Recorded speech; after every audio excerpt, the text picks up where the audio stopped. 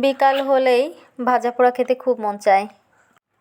রমজান মাস তো চলেই গেল, না চাইতেও রমজান মাসে কিন্তু কম বেশি প্রতিদিন ভাজা পোড়া করা হতো। আর এই প্রচণ্ড গরমে ভাজা পোড়া খাওয়া ঠিক না, কিন্তু ওই যে বলে না মন মন যখন চায় তখন আসলে তো কোনো ভাবেই ঠেকানো যায় না। তো আজকে বানাবো হচ্ছে মচমচে করে রমজান মাসের মতো বেগুনি, তো আপনাদের সাথেও শেয়ার করতে চলে আসলাম। আশা করি আজকের ভিডিওটি আপনাদের কাছে ভালো লাগবে, আর ভালো লেগে থাকলে একটা লাইক দিয়ে ভিডিওটি কন্টিনিউ করবেন। খুবই ছোট একটু ভিডিও, প্লিজ টেনে দেখবেন না। তো কিভাবে হচ্ছে বেসনের ব্যাটারটা বানিয়েছি সেটা শেয়ার করলাম না, আমার প্রিয় আপুরা সবাই কম বেশি ভালোই জানে। তো এরপর হচ্ছে আমি বেগুনগুলো হচ্ছে বেসনে চুবিয়ে তারপর তেলের ভিতর ছেড়ে দিচ্ছি, আর একটু মচমচা করে একটু কিছুটা সময় নিয়েই ভেজে নিব দুই পাশই।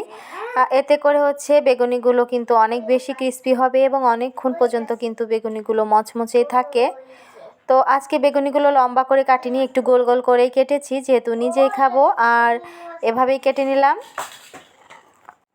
একটা সময় ছিল প্রতিদিন বিকেলবেলা আমার হচ্ছে ভাজা পোড়া না খেলে একদম হতোই না, তখন বাবু হয়নি।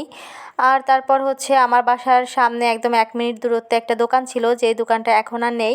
তো ওই দোকান থেকে হচ্ছে প্রতিদিন হয়তো সিঙ্গাড়া না হলে বেগুনি পেঁয়াজু এগুলো আমি কিনে কিনে খেতাম। তো তারপর তো বাবু হলো, তারপর আস্তে আস্তে করে বাবু বড় হচ্ছে, আর এখন হচ্ছে নিজের খাওয়া দাওয়ার চেয়ে দোকানে গেলে ওর চাহিদা থাকে অনেক বেশি, তাই আর নিজের ইচ্ছাটা বা সব কিছু আস্তে আস্তে কমে গেছে। তারপরে হচ্ছে মাঝে মাঝে অন্তত সপ্তাহে একদিন হচ্ছে ভাজা পোড়া আমার কিনে খাওয়াই হয়, কখনো সখনো বেশিও হয়। যাই হোক, কিন্তু বাড়িতে তো ওইভাবে তৈরি করা হয় না, বেসনটা শেষ হয়ে গেলে তারপর হচ্ছে আর তৈরি করা হবে না, কারণ দোকান থেকে 2টা 4টা কিনে খাওয়া যায়, কিন্তু বাড়িতে তৈরি করতে গেলে তো আসলে 2টা 4টার জন্য আর চুলা জ্বালাতে বা বেসন 2টা 4টার জন্য তো এতটুকু হয় না।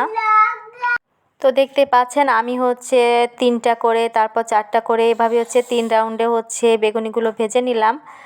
আর এইগুলাই তাই অনেক বেশি হয়ে গিয়েছে, লাস্টের কয়টা এই যে এরকম হয়েছে, এগুলো দিয়ে নিলাম। তো সবগুলা বেগুনি কিন্তু মাশাআল্লাহ অনেক মচমচে হয়েছিল। তো দোকান থেকে হচ্ছে সস নিয়ে এসেছিলাম আগের দিনই, তো আমি দেখতে পাইনি যে এটা হচ্ছে টমেটো সস না, এখন দেখতেছি এটা হচ্ছে লাল মরিচের সস। তো আমি সাথে একটা কাঁচামরিচও নিয়েছিলাম, আর এই সসটা অনেক বেশি ঝাল ছিল। তো যাই হোক, মজাই লেগেছে, ঝাল ঝাল বেগুনের সাথে হচ্ছে ঝাল ঝাল সস। আমার ছেলে আবার বেগুনি কিন্তু খুব একটা পছন্দ করে না, সে একটু একটু খায় আর নষ্ট করে।